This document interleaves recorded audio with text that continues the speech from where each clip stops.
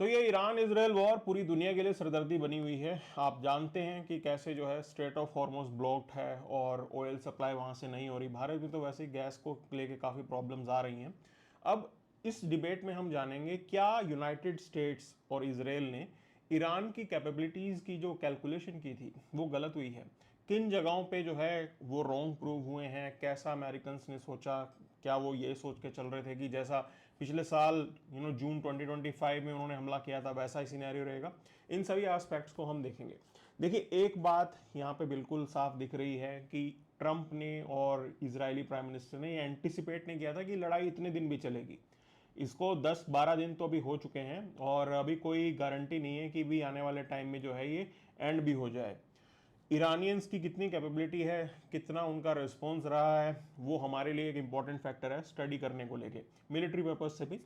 तो देखिए, यहाँ पे एक पॉइंट जहां पे ट्रंप गलत हुए हैं वो ये सोच रहे थे कि ये लड़ाई कुछ दिनों तक रहेगी, 10 एक दिन तक, जैसे पिछली बार चली थी 12 दिन तक, और उसके बाद जो है शांति आ जाएगी और इसका जो इम्पैक्ट होगा वो भी पर्टिकुलरली इसी रीजन तक रहेगा। लेकिन आप देखिए एट प्रेजेंट हो क्या रहा है, ये ग्लोबल क्राइसिस बन गया है। मतलब हम एक ग्लोबलाइज्ड वर्ल्ड में रहते हैं, तो वो एक पार्ट ऑफ द वर्ल्ड में अगर आप प्रॉब्लम क्रिएट करोगे तो उसका इंपैक्ट वहां तक कन्फाइंड नहीं रहेगा। आपके सामने है ग्लोबल एनर्जी क्राइसिस जो है वो हमारे यहाँ पे दिख रहा है। फिर ट्रंप ने क्या मिसकैलकुलेट किया कि ईरान की तरफ से जो रिस्पॉन्स आएगा वो भी कुछ खास नहीं होगा। जैसे पिछली बार ईरानियंस ने क्या किया था कि भाई कुछ एक अमेरिकन बेसिस पे 2-4 मिसाइल गिरा दी, और वो भी ये कह के, मतलब ये लोग बोलते हैं कि जो अमेरिकन हैं उनको पहले ही जो है ईरानियंस ने खुद बता दिया था कि हम सिर्फ ऑप्टिक्स करना चाहते हैं, हम अपनी जनता के सामने जो है फेस सेवर के रूप में, अपना फेस छुपाने के रूप में जो है ये सब कुछ आपके ऊपर कर रहे हैं और आप अपने लोगों को बचा लो। ऐसा ही हुआ था पिछली बार, तो कोई डैमेज कुछ खास हुआ नहीं था यूएस बेसिस को, बिना भी यूएस मिलिट्री के किसी ऑफिशियल किसी सोल्जर को कुछ हुआ था। लेकिन इस बार जो रिस्पॉन्स आया है, जो रिटेलिएशन आया है, वो मैसिव है। Drones, missiles, hypersonic missiles, cluster bomb, जितने हथियार ईरान के पास हैं सभी यहां पे इस्तेमाल हुए हैं। और एक्यूरेसी देखिए, मैं पहले भी ये डिस्कस कर चुका हूं कि एक्यूरेसी के पॉइंट पे आप समझिए, अब साफ दिख रहा है कि यहां पे जो सैटेलाइट नेविगेशन का असिस्टेंस है वो या तो रशिया दे रहा होगा या चाइना दे रहा होगा। उसकी हेल्प से जो है ईरान की जो है एक्यूरेसी काफी इंक्रीज हुई है। फिर आप देखिए यूएस कहां गलत हुए, वो सोच रहे थे कि लिमिटेड कन्फ्लिक्ट रहेगा, ऑयल प्राइसेस थोड़े समय के लिए जो है वो ऊपर जाएंगे और एकदम से फिर गिर जाएंगे। लेकिन आज हुआ क्या है, यूएस मिलिट्री बेसिस के अलावा जो डिफरेंट इकोनॉमिक हब्स हैं उन सब पे भी अटैक हुआ है। तो ये मिसकैलकुलेशन थी। उन्होंने ये नहीं सोचा था कि भाई ईरान जो है बाकी गल्फ कंट्रीज के ऊपर हमला कर देगा, दुबई को टारगेट कर देगा। आज वैसा हो रहा है। और दुबई की स्टडी आपको जरूर समझनी चाहिए। दुबई, मतलब यूएई ने खुद को एस्टेब्लिश किया है वहां पे as a major economic hub. वो ये समझ रहे हैं कि फ्यूचर के अंदर ऑयल के ऊपर डिपेंडेंसी जो है उसे खत्म करनी है, तो आपको और बिजनेसेस जो है वो यहां पे लेके आने होंगे। तो सऊदी अरब, यूएई, वो इस काम में ऑलरेडी लगे हुए थे। मैसिव इन्वेस्टमेंट वहां पे जा रहा था, इंडियंस का इन्वेस्टमेंट वहां पे जा रहा था। हमारे तो खुद का डायस्पोरा उस एरिया के अंदर है। आप देखिए 1 करोड़ के अराउंड इंडियंस जो हैं वो वहां पे रह रहे हैं, और हमें कितना बड़ा नुकसान हो रहा है। हमारे जो रेमिटेंसेज हैं वो जरूर इंपैक्ट हो सकते हैं। ऐसा इसलिए बोल रहा हूं, सपोज करो कि ये पूरा का पूरा वॉर आउट ऑफ कंट्रोल चला जाए, वो एक रीजनल वॉर में कन्वर्ट हो जाए, सभी गल्फ कंट्रीज एक दूसरे के ऊपर मतलब वो भी हमला करने लग जाएं और पूरा बर्बादी का सबब बन जाए, तो इंडियंस को काफी नुकसान होगा। 1 करोड़ लोगों को कैसे वहां से बाहर निकालोगे आप? It is not easy. और 30 लाख लोग तो सिर्फ आपके यूएई में रह रहे हैं। यूएई के ऊपर सबसे ज्यादा हमले हुए हैं। दुबई के अंदर आपको हर रोज खबर मिल रही है कि दुबई की ये बिल्डिंग पे अटैक हो गया, ऐसा हो गया, वैसा हो गया। तो वो हमारे इंटरेस्ट को डायरेक्टली हिट कर रहा है। हमारे प्राइम मिनिस्टर ने ऑलरेडी बोला है ये। इवन जो ईरानियन प्रेसिडेंट हैं उनको भी बताया कि भाई आप इस चीज को रोकिए, हम पे इंपैक्ट आ रहा है। और इतना ही नहीं है, यूनाइटेड नेशन सिक्योरिटी काउंसिल में इंडिया ईरान के अगेंस्ट एक रेजोल्यूशन को मूव करवा रहा है। ऑलरेडी वो जो रेजोल्यूशन था वो जीसीसी कंट्रीज ने जो है इनिशिएट किया था, लेकिन भारत उसको सपोर्ट कर रहा है क्योंकि हम पे डायरेक्ट इंपैक्ट है। हर एक इंडियन की जो लाइफ की कीमत है वो हमारे लिए बहुत जरूरी है, तो हम उस तरफ चल रहे हैं। अब ये किसी ने नहीं सोचा था कि बात इतनी आगे जाएगी। अब यहां पे डिबेट करनी हमारे लिए भी जरूरी है। देखिए, हम जो है ईरान के अगेंस्ट तो resolution United nation security council में मूव कर रहे हैं, लेकिन क्या हम ये सवाल इसराइल और यूएस से पूछ रहे हैं? नहीं पूछ रहे हैं। यहां पे हमारा थोड़ी गलती हो रही है कि उनको भी अकाउंटेबल बनाना चाहिए कि उन्होंने ये कैसे मिसकैलकुलेट किया, किस एंड पे गलत हो रहे हैं वो, और अगर गलत हो रहे हैं तो आपको भी जो है एग्जिट प्लान करना चाहिए। और ये भी एक एंगल है कि भाई यूएस के अंदर ही लोग ये कह रहे हैं कि डोनाल्ड ट्रंप ने एग्जिट प्लान नहीं किया, डोनाल्ड ट्रंप ने ये भी प्लान नहीं किया कि स्ट्रेट ऑफ हॉर्मोज को कैसे खुलवाना है। डोनाल्ड ट्रंप ने पास्ट से बिल्कुल भी नहीं सीखा कि कैसे ईरान इराक वॉर के टाइम पे जब बाद में यूनाइटेड स्टेट्स का इंटरवेंशन होता है, तब भी यूएस को यह लगा था कि वो एक एक टैंकर को अपनी नेवी के थ्रू प्रोटेक्शन देके जो है वो स्ट्रेट ऑफ हॉर्मोज से पास करवाएगा। It is not possible, it is very difficult, आप ये कर ही नहीं सकते। ट्रंप ने अनाउंस कर दिया कि हम सभी जो है कार्गो शिपमेंट्स को इस तरीके से पास करवाएंगे। 30 किलोमीटर वाइड है अपने नैरोएस्ट पॉइंट पे ये स्ट्रेट ऑफ हॉर्मस, सिर्फ 30 किलोमीटर वाइड है। और ईरानियन रेवोल्यूशनरी गार्ड कोर वहां पे माइंस बिछा रहे हैं, उनकी जो बोट्स हैं उनका प्रेजेंस है उस एरिया के अंदर। पीछे से बड़े स्केल पे बोट्स बनाई जा रही हैं। न्यूज भी आई थी कि एक यूएस फ्लैग टैंकर को जो है टारगेट किया गया। कल न्यूज ये थी कि थाईलैंड का एक टैंकर था जो इंडिया आ रहा था, उसको टारगेट किया गया। तो ये चीज हो रही है। और 80s के अंदर टैंकर वॉर हुए थे, तब भी यूएस जो है प्रोटेक्ट नहीं कर पाया था। और इवन यूएस का खुद का एक डिस्ट्रॉयर ईरानियन माइंस के हाथों जो है वो बर्बाद हो गया था 80s के अंदर।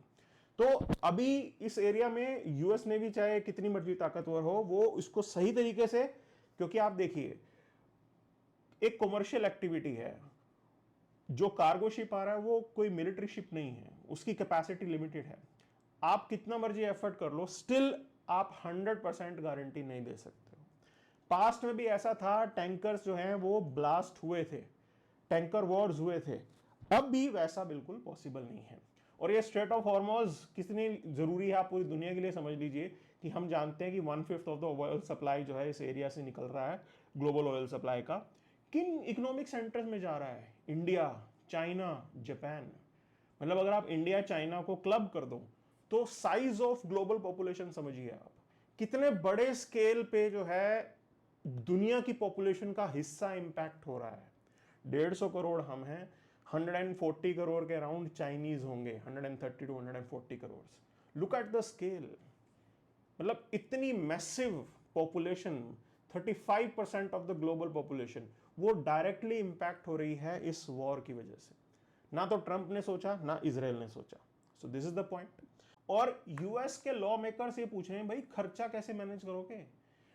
पहले 2 दिन का खर्चा $5.6 बिलियन, सोच के देखो। और दूसरा पॉइंट ये होगा कि यूएस का जो सिक्योरिटी आर्किटेक्चर इस एरिया में बर्बाद हुआ है, ईरानियन मिसाइल्स ने थर्ड एंटी यू कैन से मिसाइल सिस्टम या दूसरे जो भी एयर डिफेंस सिस्टम थे, उनके क्रिटिकल कंपोनेंट्स को बर्बाद किया है।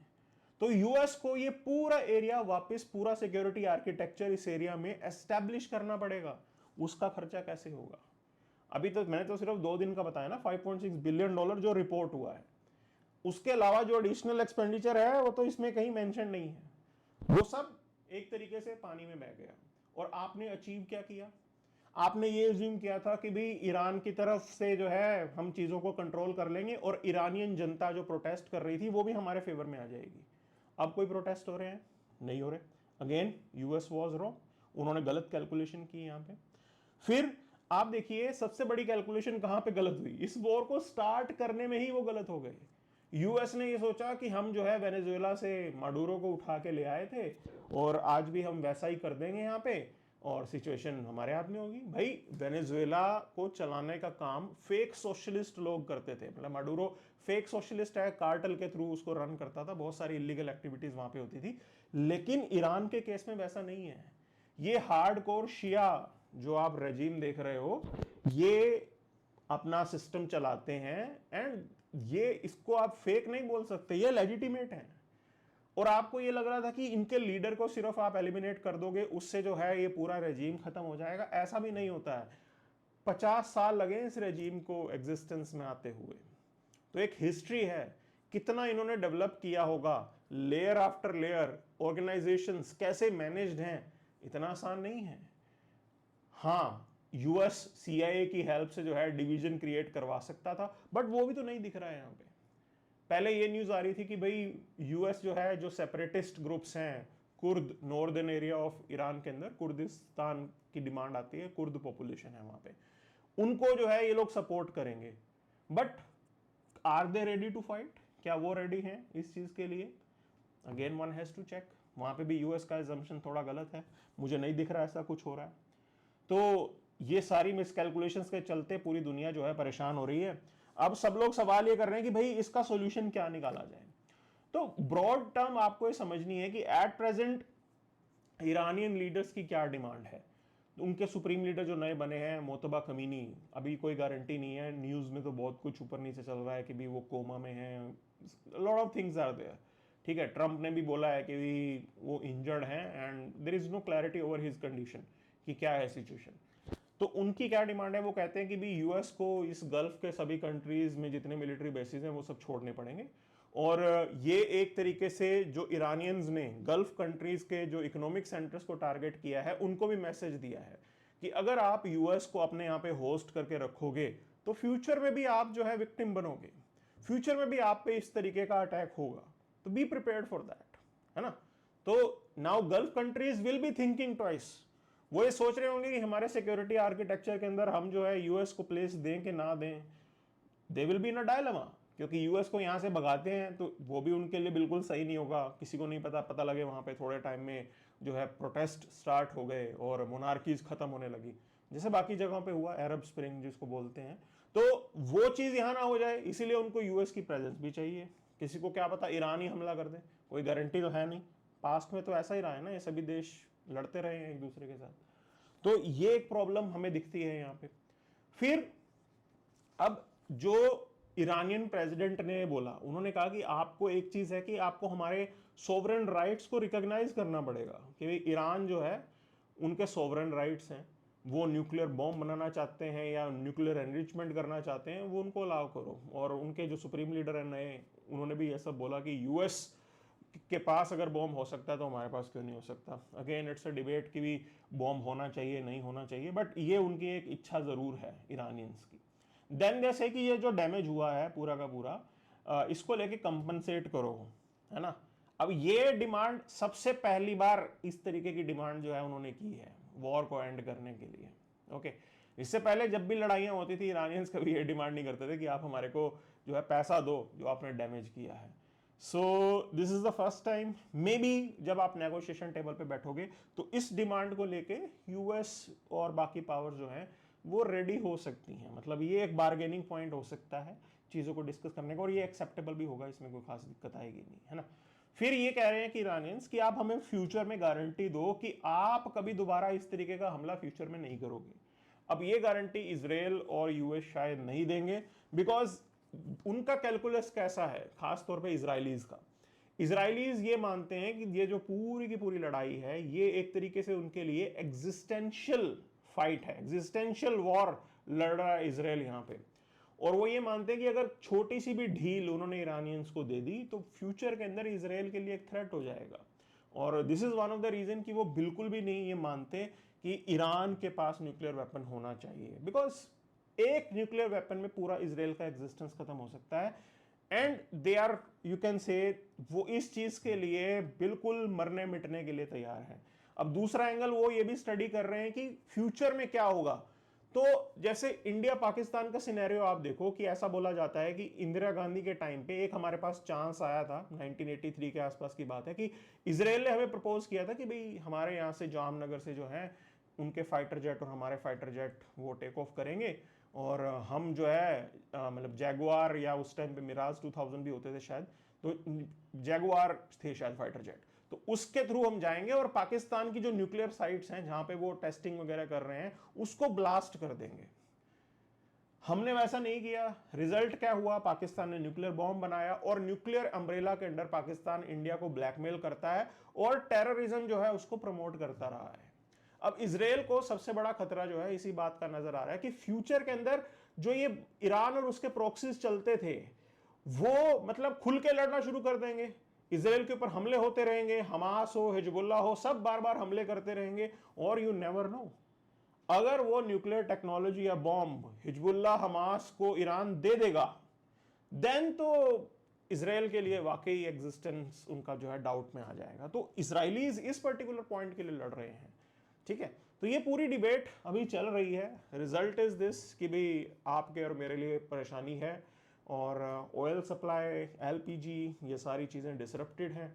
एंड पॉइंट इज दिस, आप जो है एक ऑयल क्राइसिस कैसे एक ग्लोबल इकोनॉमिक क्राइसिस में बदल जाता है, ये प्रेजेंट सिनेरियो उसको दिखा रहा है।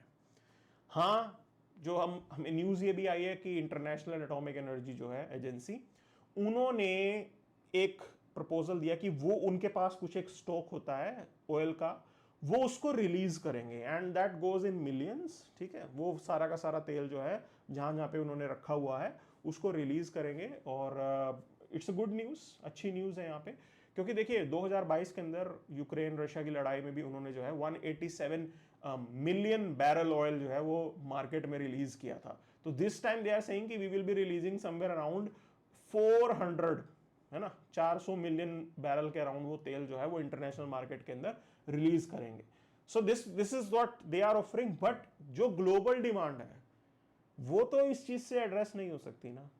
और ये आपका ऑयल प्राइसेस जो इंक्रीज होगा, इससे इन्फ्लेशन होगा, ज्यादा नुकसान किसको होगा? हम जैसे डेवलपिंग नेशंस को।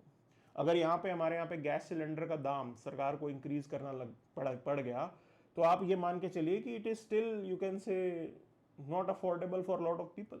सरकार यहाँ पे उज्ज्वला स्कीम लेके आ रही है, सब्सिडी दे रही है, असिस्टेंस दे रही है। How will government handle that additional burden?